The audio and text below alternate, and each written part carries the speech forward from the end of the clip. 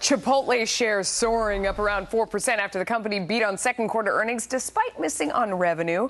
The Mexican food chain looking to get back on track after multiple health incidents, including a neurovirus outbreak at a Virginia restaurant just last week.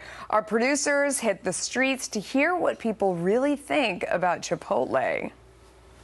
There was just another outbreak reported at a Chipotle in Virginia. Will you be eating at Chipotle?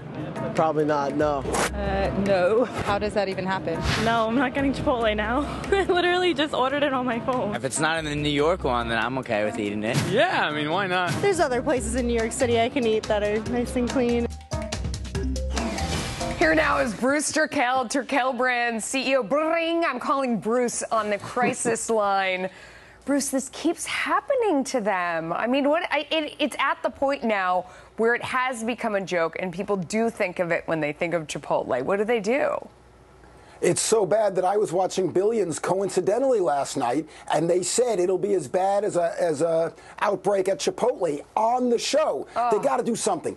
They got to get in front of it. Once again, just like the last time, they let public opinion swell and swell and swell before they did anything. Melissa, you know the drill. 3 A's. Accept it. Explain to people what happened quickly. Get it all out. Apologize. And then act. Show people what you are going to do. It's simple. It worked for Tylenol in the 80s. It works every time. Accept, apologize, act. Yeah. What about the fact that, I mean, if you look at their stock, you look at that 1 month chart and you can see it really sinking there. At the same time, so they had a good earnings report, or I guess it was just better than what people expected. And all the guys they asked in that MOS on the street, they didn't mind eating the filthy food. So maybe they just become a guys chain.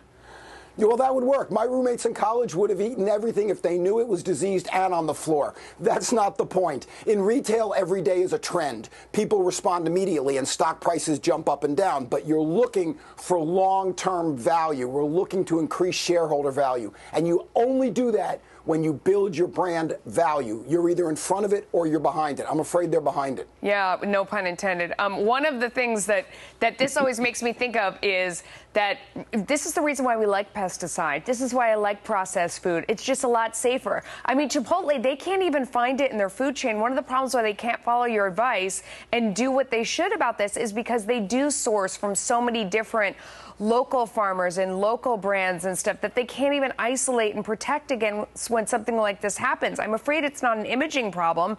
It's a problem with the way that their whole business model, their concept.